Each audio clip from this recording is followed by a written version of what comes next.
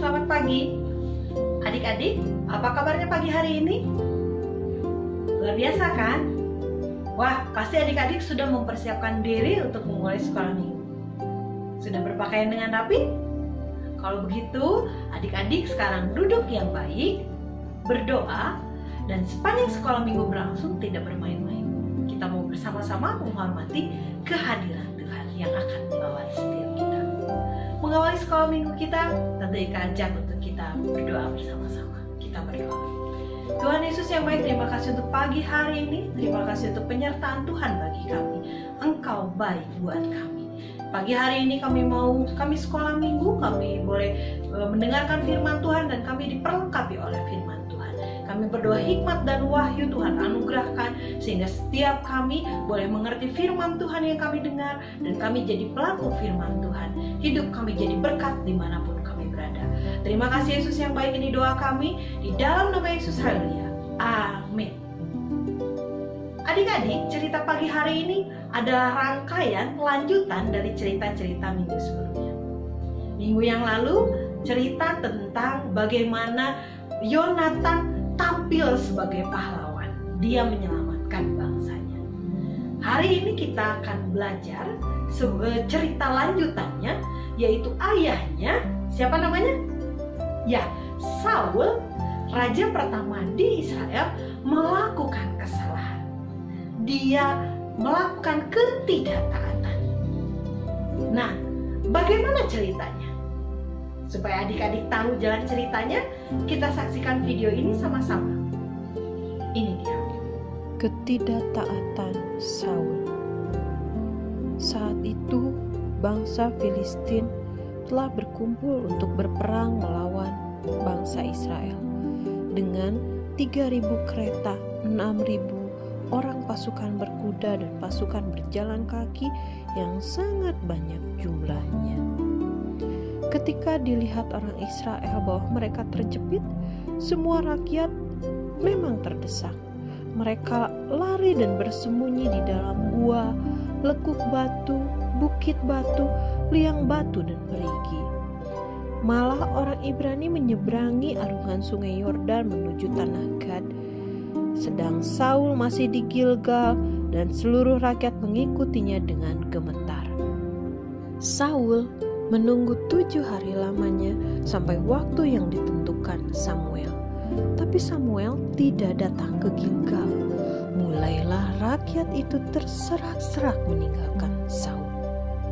Sebab itu Saul berkata, "Bawalah kepadaku korban bakaran dan korban keselamatan itu." Lalu Saul mempersembahkan korban bakaran. Baru saja ia habis mempersembahkan korban bakaran, maka tampaklah Samuel datang. Saul pergi menyongsong untuk memberi salam kepadanya. Tapi kata Samuel, "Apa yang telah kau perbuat?" Jawab Saul, "Karena aku melihat rakyat itu terserak-serak meninggalkan aku, dan engkau tidak datang pada waktu yang telah ditentukan. Padahal orang Filistin telah berkumpul di Mikmas. Maka pikirku, sebentar lagi orang Filistin akan menyerang aku di Gilgal. Padahal aku belum memohon belas kasihan Tuhan. Sebab itu aku memberanikan diri lalu mempersembahkan korban bakaran." Kata Samuel kepada Saul, "Perbuatanmu itu bodoh. Engkau tidak mengikuti perintah Tuhan Allahmu yang diperintahkannya kepadamu. Sebab sedianya Tuhan mengokohkan kerajaannya atas orang Israel untuk selama-lamanya. Tapi sekarang kerajaanmu tidak akan tetap. Tuhan telah memilih seorang yang berkenan di hatinya, dan Tuhan telah menunjuk dia menjadi raja atas umatnya, karena engkau tidak mengikuti apa yang diperintahkan Tuhan kepadamu." Kemudian berangkatlah Samuel dan pergi dari Gilgal ke Gibea Benyamin. Berkatalah Samuel kepada Saul, "Aku telah diutus oleh Tuhan untuk mengurapi engkau menjadi raja atas Israel umatnya. Sebab itu dengarkanlah bunyi firman Tuhan. Beginilah firman Tuhan semesta alam. Aku akan membalas apa yang dilakukan orang Amalek kepada orang Israel. Karena orang Amalek menghalang-halangi mereka ketika orang Israel pergi dari Mesir. Jadi pergilah sekarang, kalahkanlah orang Amalek, tumpaslah segala yang ada padanya, dan janganlah ada belas kasihan kepadanya. Bunuhlah semuanya, laki-laki maupun perempuan, kanak-kanak maupun anak-anak yang menyusu, lembu maupun domba, unta maupun keledai. Lalu Saul memanggil rakyat berkumpul dan memeriksa barisan. Di Telaim ada 200.000 orang pasukan berjalan kaki dan 10.000 orang Yehuda. Setelah Saul sampai ke kota Amalek, disuruhnyalah orang-orang menghadang di lembah. Lalu Saul memukul kala orang Amalek mulai dari Hawilah sampai ke Syur yang di sebelah timur Mesir. Agag, raja orang Amalek, ditangkapnya hidup-hidup, tapi segenap rakyatnya ditumpasnya dengan mata pedang. Tapi Saul dan rakyat itu menyelamatkan Agag dan kambing domba dan lembu-lembu yang terbaik dan tambun. Pula anak-anak domba dan segala yang berharga. Tidak mau mereka menumpas semuanya itu, tapi segala hewan yang tidak berharga dan yang buruk, itulah yang ditumpas mereka. Lalu datanglah firman Tuhan kepada Samuel demikian: Aku menyesal karena telah menjadikan Saul raja, sebab ia telah berbalik daripadaku dan tidak melaksanakan firman-Ku. Maka sakit hatilah Samuel dan ia berseru-seru kepada Tuhan semalam-malaman. Lalu Samuel bangun pagi-pagi untuk bertemu dengan Saul. Tapi diberitakan kepada Samuel demikian: Saul telah ke Karmel tadi dan telah didirikannya baginya suatu tanda peringatan. Kemudian ia balik dan mengambil jurusan ke Gilgal. Ketika Samuel sampai kepada Saul, berkatalah Saul kepadanya, Diberkatilah kiranya engkau oleh Tuhan. Aku telah melaksanakan firman Tuhan. Tapi kata Samuel, kalau begitu, apakah bunyi kambing domba yang sampai ke telingaku dan bunyi lembu-lembu yang kudengar itu?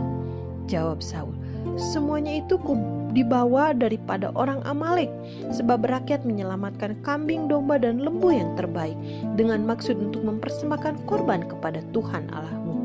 Tapi selebihnya telah kami tumpas. Lalu berkatalah Samuel kepada Saul, Sudahlah, aku akan memberitahukan kepadamu apa yang difirmankan Tuhan kepadaku tadi malam. Kata Saul kepadanya, Katakanlah. Sesudah itu berkatalah Samuel, Bukankah engkau yang walaupun kecil dalam pemandanganmu sendiri telah menjadi kepala atas suku-suku Israel? Dan bukankah Tuhan telah mengurapi engkau menjadi raja? Tuhan telah menyuruh engkau pergi dengan pesan, Pergilah, tumpaslah orang-orang berdosa itu, yaitu orang Amalek. Berperanglah melawan mereka sampai engkau membinasakan mereka. Mengapa engkau tidak mendengarkan suara Tuhan? Mengapa engkau mengambil jarahan dan melakukan apa yang jahat di mata Tuhan? Lalu kata Saul kepada Samuel, Aku memang mendengarkan suara Tuhan dan mengikuti jalan yang telah disuruh Tuhan kepadaku. Dan aku membawa Agag raja orang Amalek. Tapi orang-orang Amalek itu telah ditumpas. Tetapi rakyat mengambil dari jarahan itu kambing domba dan lembu yang terbaik dari yang dikhususkan untuk ditumpas itu, untuk dipersembahkan kepada Tuhan sebagai korban di Gilgal. Tapi jawab Samuel, apakah Tuhan itu berkenan kepada korban bakaran dan korban sembelihan sama seperti kepada mendengarkan suara Tuhan? Sesungguhnya mendengarkan lebih baik daripada korban sembelihan, memperhatikan lebih baik daripada lemak domba-domba jantan. Sebab pendurhakaan adalah sama dengan dosa bertenung, dan kedegilan adalah sama seperti penyembahan berhala dan terafim. Karena engkau telah menolak firman Tuhan, maka ia telah menolak engkau sebagai raja. Berkatalah Saul kepada Samuel, Aku telah berdosa sebab telah kulangkahi titah Tuhan dan perkataanmu. Tapi aku takut kepada rakyat, karena itu aku mengabulkan permintaan mereka. Maka sekarang ampunilah kiranya dosaku, kembalilah bersama-sama dengan aku, maka aku akan sujud menyembah kepada Tuhan. Tapi jawab Samuel kepada Saul, Aku tidak akan kembali bersama-sama dengan engkau, sebab engkau telah menolak firman Tuhan. Sebab itu Tuhan telah menolak engkau sebagai raja atas Israel. Ketika Samuel berpaling hendak pergi, maka Saul memegang punca jubah Samuel, tapi terkoyak. Kemudian berkatalah Samuel kepadanya, Tuhan telah mengoyakkan daripadamu jabatan raja atas Israel pada hari ini dan telah memberikannya kepada orang yang lebih baik daripadamu.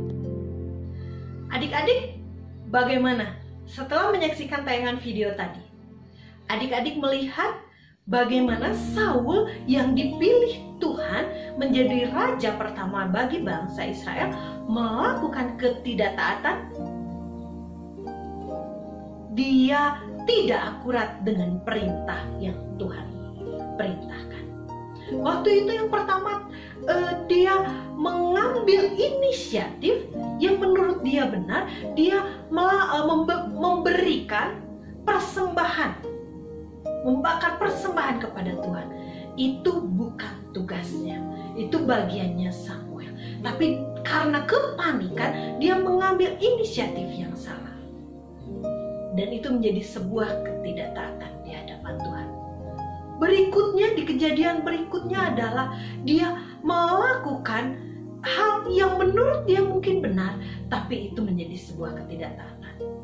Waktu itu dia mendapat perintah untuk dia memusnahkan seluruh bangsa Amalek. Baik orang, hewan, harta, semuanya harus dimusnahkan. Tapi apa yang Saul dan orang-orangnya lakukan? Dia selamatkan rajanya. Dia ambil domba, lembu yang terbaik dan harta-harta yang berharga. Kenapa? Karena mereka merasa sayang untuk memusnahkannya. Saul beralasan bahwa itu untuk dipersembahkan kepada Tuhan. Tapi jawaban Samuel berkata, jauh lebih baik untuk kita mendengarkan perintah Tuhan dan melakukannya daripada kita sekedar memberikan persembahan kepada Tuhan. Adik-adik, apa yang kita pelajari dari cerita ini? Kita pelajari adalah jauh lebih utama, jauh lebih penting ketaatan kita, sikap hati kita, daripada sekedar apa yang kita lakukan secara lahiriah. Bukan sekedar tentang persembahan, bukan sekedar tentang pekerjaan pelayanan yang kita lakukan, tapi apakah hati kita berpaut kepada Tuhan? Apakah kita sungguh-sungguh taat kepadanya dalam seluruh aspek kehidupan kita? Dan apakah apa yang kita lakukan itu akurat, sesuai dengan apa yang Dia perintahkan dengan hidup kita? Jangan menambahi, jangan mengurangi. Itu pesan firman Tuhan pagi hari ini. Dan ayo adik-adik belajar. Sekalipun kita masih muda, adik-adik masih muda, masih sangat belia, tetapi belajarlah melakukan perintah Tuhan dengan sungguh-sungguh. Jangan lakukan inisiatif-inisiatif yang mencoba menambah-nambahi atau mengurangi firman Tuhan. Lakukan firman Tuhan dengan akurat. Apa contohnya? Contohnya, ketika Tuhan berkata, hormatilah ayah dan ibu. Maka apa yang harus kita lakukan? Hormatilah ayah dan ibu.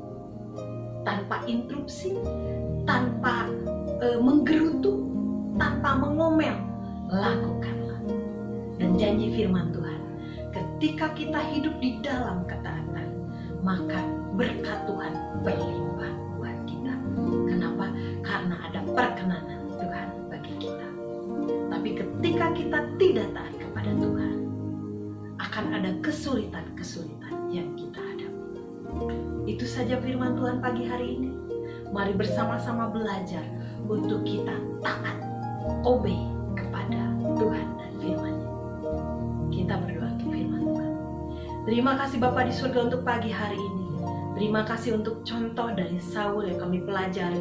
Kami berdoa supaya adik-adik yang menyaksikan tayangan video ini menjadi orang-orang yang takut akan Tuhan, hormat akan Tuhan, dan sepanjang hidup mereka menjadi orang-orang yang taat mutlak kepada Tuhan. Tidak menggerutu, tetapi dengan segera dan tanpa menunda-nunda melakukan firman Tuhan dalam hidup mereka. Sehingga hidup mereka boleh memuliakan nama Tuhan. Dan berkat Tuhan berlimpah dalam hidup mereka, menyertai studi mereka, menyertai pergaulan mereka, bahkan menyertai hari-hari depan yang sudah Tuhan rancang penuh dengan damai sejahtera. Kami berdoa pagi hari ini memberkati setiap adik-adik yang menyaksikan tayangan video ini. Diberkati dengan takut akan Tuhan, diberkati dengan hati yang mau taat, diberkati dengan kepintaran yang daripada Tuhan. memberkati keluarganya, usaha pekerjaan papa mamanya diberkati dalam nama Yesus Tuhan, sehingga setiap keluarga boleh mengalami kehidupan penuh kelimpahan. Memberkati bangsa dan negara kami, bangsa Indonesia. Kami berdoa bangsa ini menjadi bangsa yang diberkati, bahkan menjadi bangsa yang memberkati bangsa-bangsa yang lain. Kami berdoa di masa-masa sulit ini Tuhan. Kami berdoa ada jalan keluar yang Tuhan anugerahkan bagi bangsa ini. Memberkati pemerintahan atas bangsa ini, presiden, wakil presiden, para menteri, bahkan jajarannya. Kami berdoa memberkati mereka dengan takut dan hormat akan Tuhan, sehingga setiap keputusan yang mereka ambil itu berdasarkan rasa takut dan hormat kepada Tuhan. Terima kasih Bapa di surga, terima kasih. Terima kasih untuk pagi hari ini. Kami berdoa apapun yang kami lakukan sepanjang hari ini, sepanjang minggu ini, semuanya boleh menyenangkan hati Tuhan. Hidup kami memuliakan nama-Mu. Ada banyak orang dibawa kepada Tuhan, mengenal Tuhan lewat hidup kami. Ini doa kami Bapa di surga, di dalam nama Yesus, haleluya. Amin. Sekolah minggu kita selesai. Tuhan Yesus memberkati. Sampai jumpa lagi.